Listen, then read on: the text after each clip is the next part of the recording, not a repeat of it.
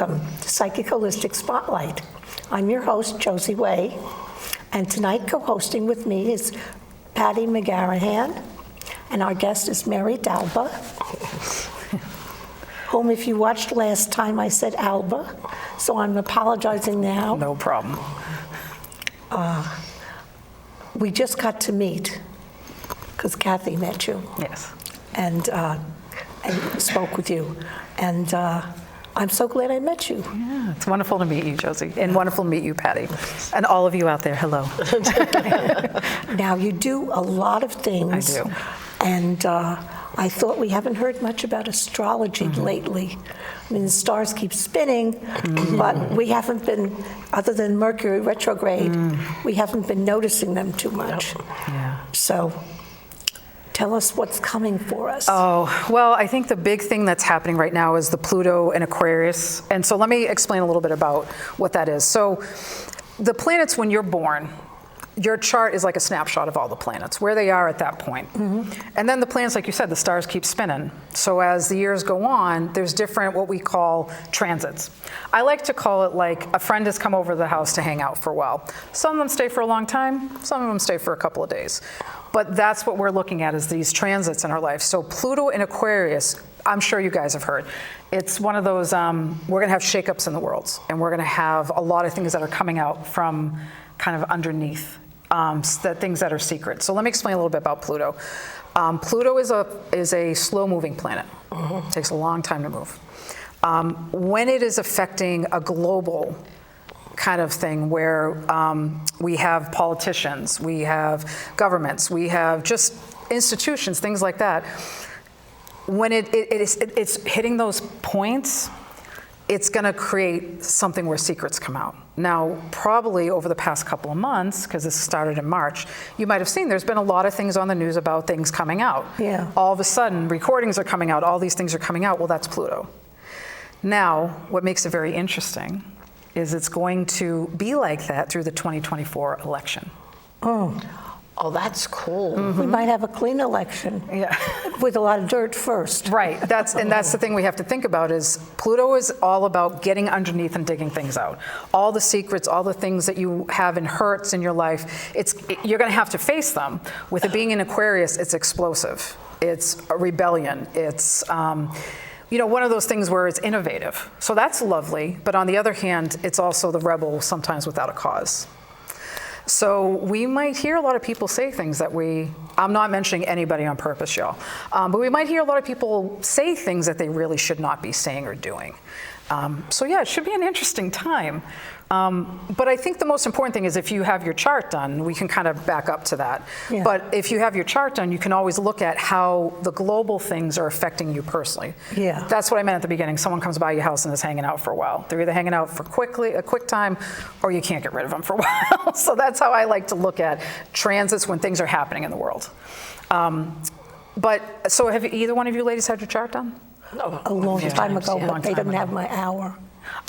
So they had to guess. Yeah, they had my hour. Yeah. Sometimes if you don't have your time, an astrologer can back into it based on some of your characteristics. We knew it was afternoon. Yeah. That narrowed it down a little. That helps. Yeah, that definitely helps.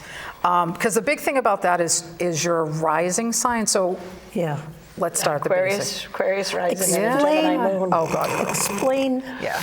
What a rising sign is to anyone who doesn't know. Yes. So usually for us, we read in the paper our horoscope is our sun sign, right? I'm a Sagittarius, so I read my Sagittarius horoscope. But there's three things you want to look at in your chart. Anytime you get your chart done, whatever you do. Your sun sign, so where it was at the time you were born.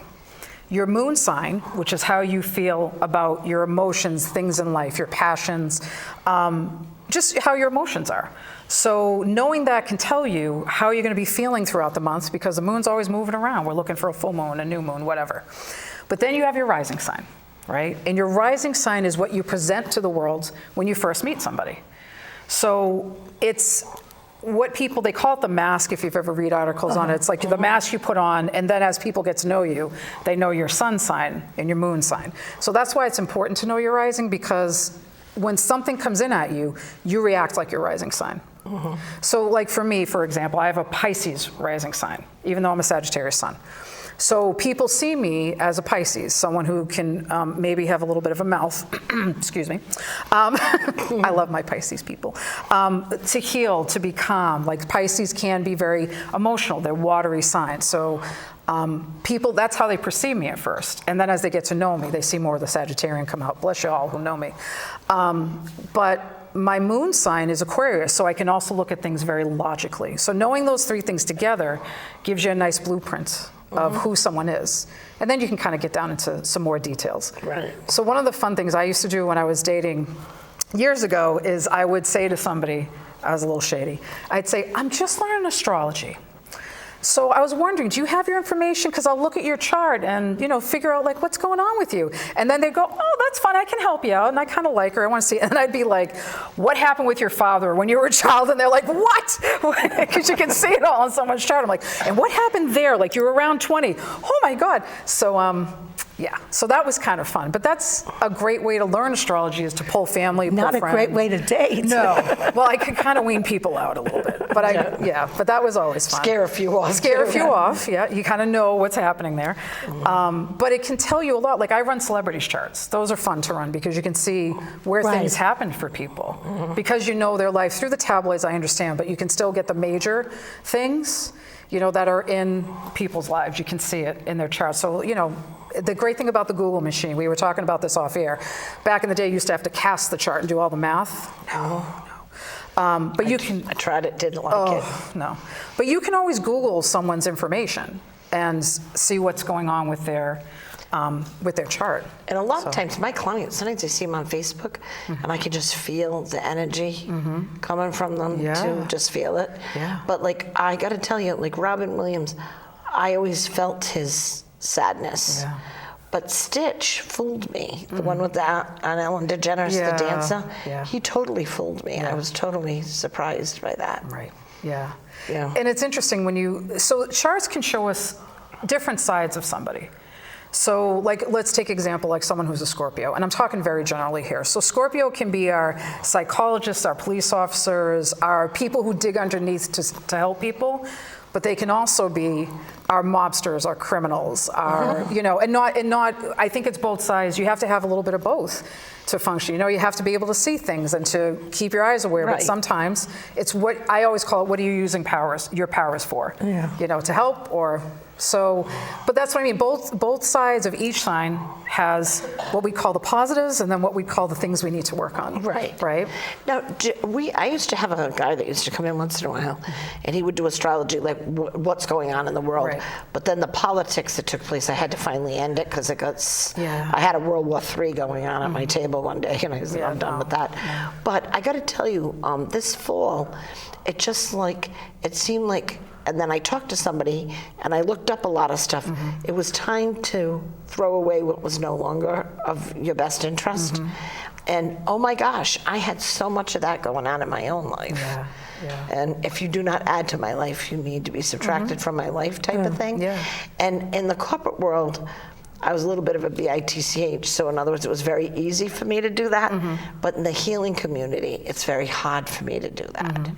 And yet I had to do it because some people were not keeping true. Right. Do you know what I mean? They were looking for sensationalism instead of truth. Course. And so I had some of that.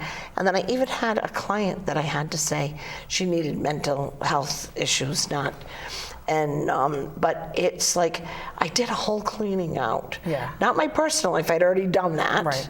But I had to do with my shop, and it was like really, really, really hard. And I was so glad when that was over. But then after I went through it all, then I read something. Oh, this fall was. Yeah, and you're like, to make room for the new. To make room for the new. Right.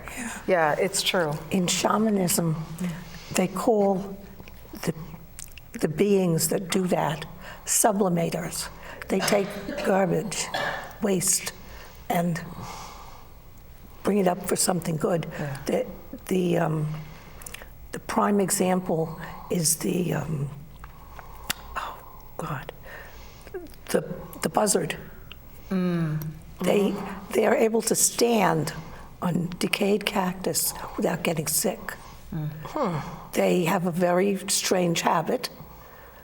They urinate on themselves, and that disinfects themselves. This is fun. No, but it's No, but you that learn is a it's- sublimation. I'm teasing you. I'm teasing you. You know, taking something low, Being fresh. You never know where it's going to go. That's the thing, Patty. You never know where it's going to go. taking something raw and terrible, Yeah. and being able to change it to food and nature. Yeah. You know, 'cause they- And the things I discarded from my life, the relief that came over my body once it was done was tremendous. It was just doing it that was very difficult. And when I found out, it was one of those things that it was affecting everybody, you know what I mean? And a lot of other people were dealing with very similar situations. So I wasn't sad when that was over, though. Right. Oh, You know? yeah. Sometimes you just, I got to get through this. You know, I got to get through this. But I think you bring up a good point, Josie, where it's alchemy, right? It's taking Yes. something and making it something new, making it into gold, right? And so the buzzards, right? Buzzards, you said. Yeah, I mean, they have a whole ritual of how they do this, and they change it into something that is brought down from their, DNA, right? It's in their bones. So it's without making themselves sick. right, right. Isn't that incredible? It is incredible, Yeah. even though I was fresh. No. Well, they're not beautiful. No, it's not. Alchemy is not always pretty, right? Yeah. It's not always pretty. No. Yeah. And Often not. right, right. It's And the whale does a little of that. The whale is a vacuum. And sharks are sublimators also. They keep our waters clean. yeah. They follow as the we- whales too and eat all the stuff they've spit out. And Yes. I discovered that when I found a photographer in Hawaii that jumped into the water to take a picture of a white shark. And I'm having a nervous breakdown for her. Right, right. And she said, no. They're lazy. They like to just go grab the Oh, whales. good. Let's keep that in mind. That's what they like to do. That's why I would jump right in front of a white. Right. No, because no, we don't know. Shark's going to make a different decision sometimes. No thanks. But no, it's true. I think that's a lot. And when you look at your chart, why that's so important is because you can see those places that you have to do the alchemy. You can see the places where you have to do the work. And we all have, like I said, generational things. So we all go through Saturn return, which I'll explain, 28 to 30, 58 to 60, somewhere in there. And then if we're lucky, 88 to 90. I say if we're lucky, right? But those are times where this is how I describe Saturn. Saturn is very much these are the rules, this is what we're going to do. Everything's in a structure and a boundary. Saturn at that point during your Saturn return grabs you by the legs, throws you upside down, starts shaking. And if anything's still left when Saturn puts you back up, right side, then that's what you build on from 28 to 30 to 50, 58 to 60. So generations go through Saturn returns, right? We go through all these different generational kind of things.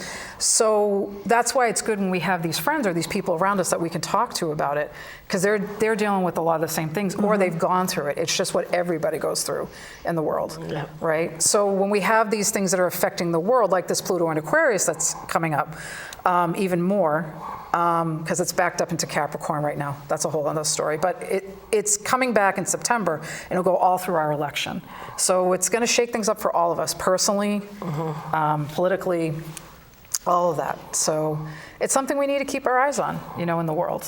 Because like I said, nothing's by chance. No, nothing is. Nothing's by chance. And as I said, when I do, I tend to look up things after something's already happening, and all of a sudden I'll sit there and say, and I have to laugh because some people say, oh, people blame everything on Mercury retrograde. Well, I got to tell you, the first one of the year affects me greatly. The second one affects me at the first week and then a little bit the last 3 days. The third one hardly at all, and just like a pinch at the beginning, just a little pinch, just a little annoyance, And I have to laugh because all of a sudden I sit there and say, I bet Mercury's retrograde. Type it in and I go, oh, there it is. Oh, there it is. There it That is. explains everything. When is it turning? Yeah. When is it done? That's what I got the past few days. Everybody's like, when is this done? When is it done? But Mercury retrograde, he's a little tricky because we have to double check things and be careful what we say, and packages get lost, and it affects a lot of our nuts and bolts of our life. Yeah. So I don't care what anybody says. Yes, I understand. It's not always Mercury retrograde, but sometimes it is. I laughed too. I had a woman that used to do the charts, but she'd do like what planets like were in your charts, like significant days. And I was fortunate enough that Mars would only be in my chart like 7-8 days. And I used to call them my not nice days, right? So I'd say to my husband, Thursday, Get ready. I got miles in my chart, and you go, oh God.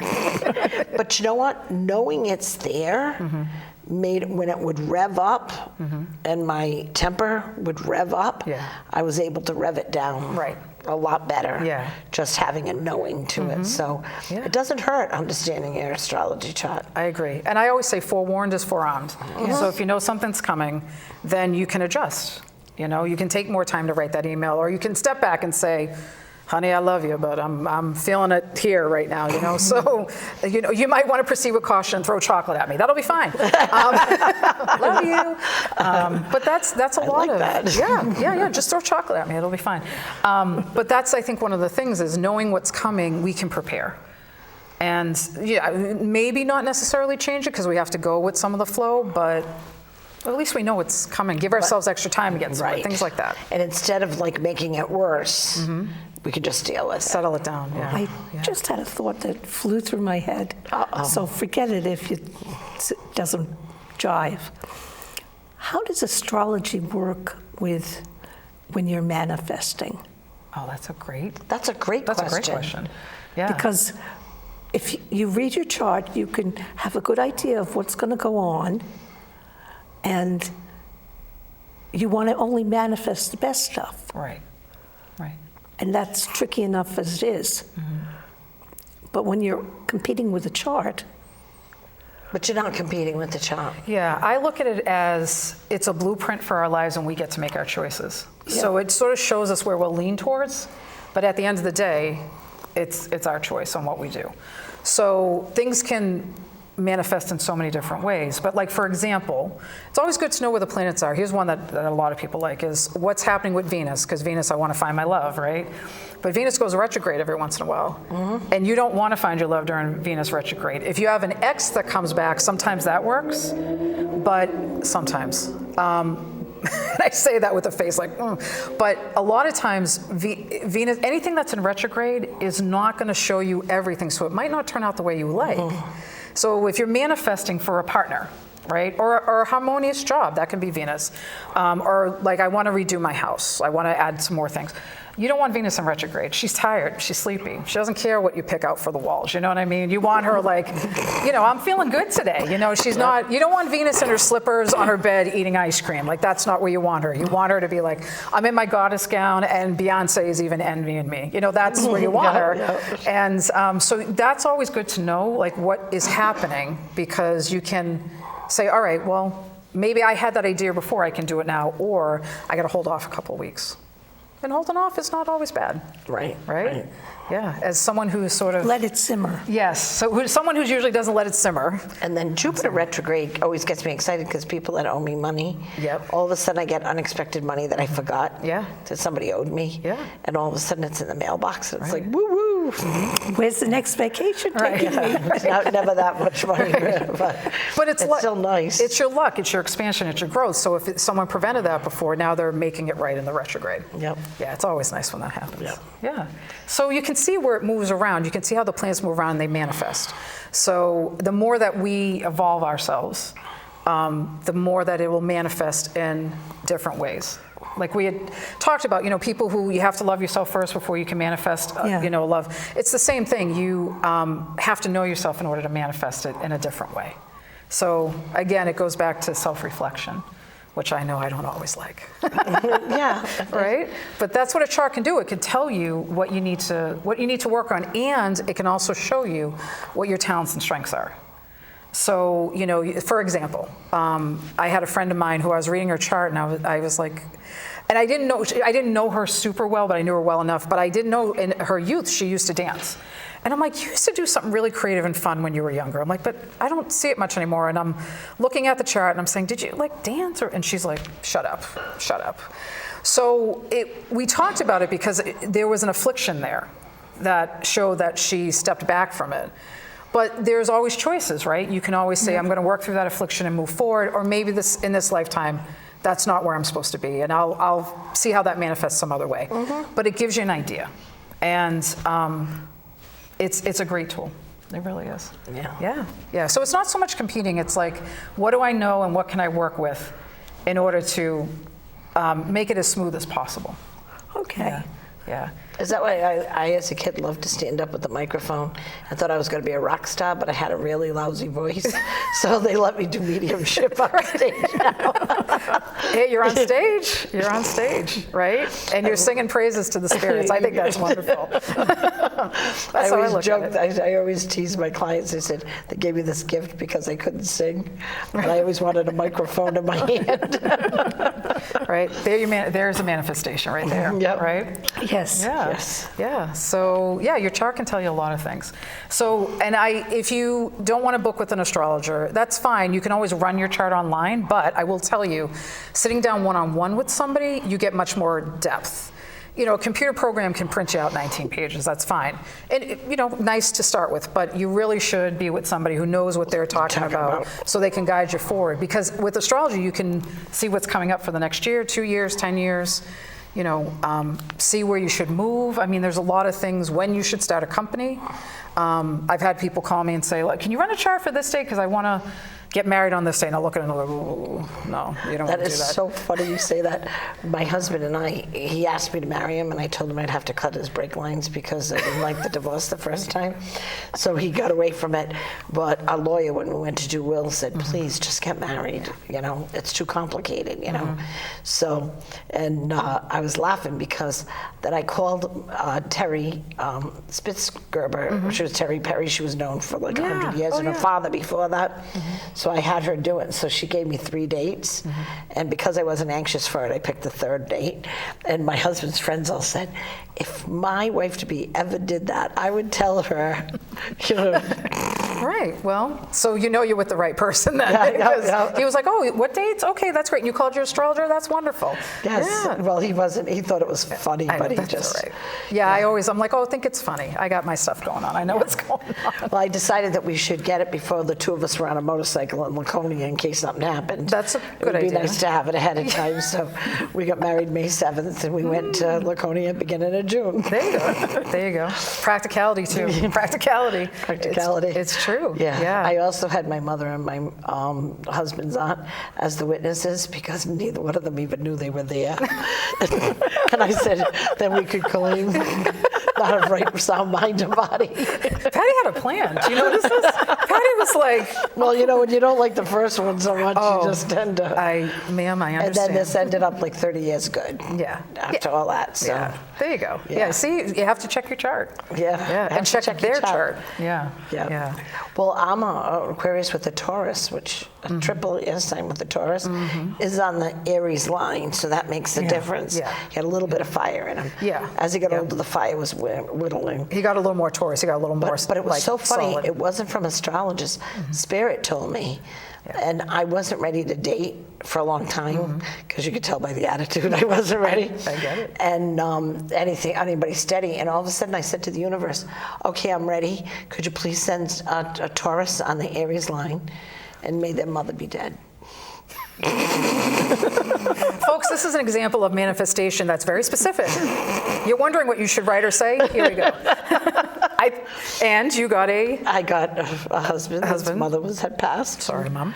Yes. And no, I loved my first mother-in-law, but she was very difficult, and I was tired. Look, sometimes we're manifesting what we want. Yeah. That's all right. But you had enough of mother. Well, do you know what his aunt was like? His mother, and she was a doll. She read cards. We got along famously. That's wonderful. It turned out all fine. It was fine. Yeah. But within 3 weeks, I met him. Yeah. That's the thing. After I put it out there. Yeah, to the universe. They were like, hold on, let me see if we can, let's go in our database. Right? We're going to go in our database and find, oh, here he is. All right, where are they going to bump into each other? Right? Yeah. And that's quick work. It was. It was crazy. Yeah. But that's also like you believed, I mean, it sounds like you were pretty solid. Like, I want a man with these characteristics. Well, I was surprised when I even said it. Do you know what I mean? Some of what came out of my mouth, I do feel that there was some help. Yeah, when you say things that you're like nudging the universe. Triple air, I did need to be grounded some. Yeah. And Mr. grounded me just fine. He's a Taurus. He's a solid, steady, stubborn. We became friends because we were both Aquarians and we both had Taurus husbands. Oh, that's amazing. Yeah. So you both know what you're dealing with, right? Yeah. It's crazy. Yeah. Aquarians, they're our trailblazers. They're our rebels. I love them. See, here, hence the show, right? Yeah. Well, That's right. You're right. June Finan started the show, and I'm carrying it forward. Yeah, absolutely. And then I loved working the show, and I had so many students, and a lot of the people that I bring on are students that have opened up, Oh, wonderful. so that way they can get a chance. And you can't use this mode for advertising per se, but it's great because, afterwards they can use the thing for anything. Exactly. To let people understand and know what they do. So Yeah. it's a beautiful thing. So. It is, and I think talking to people, and if there's a nugget of knowledge they take out of something that they see, that's what we're here to do. Right? And I got to tell you, I watched both their shows and I go over mine, the ones from mine again. There's a lot of information there. And I have a crew that can't wait for them to go up. Yeah. They're already nagging me, how come the next ones haven't gone up? How come the next ones haven't gone up? Because it's incredible information. It takes time, folks, to put all this together. Yeah. It takes a lot of time. Yeah. Yes. Yeah. So I love having you here today. Oh, It's been fun. Yeah, no, I love being here. Thank you. And you love borrowing her. I love borrowing her. Yes, yes. Yeah. You like borrowing my friends too. I do too. So how Facebook page? Facebook. So it's Mary Dalba, and my last name is D''ALBA. If you're searching for me, just take out the apostrophe, Mary Dalba. Yep. Oh, excellent. Yeah, it's easy. Because I would try to do it with the apostrophe. Right. That's what I say to people. It's it screws up computers all over the world. It really does. And again, state where you're located. I'm in Winchester, Mass.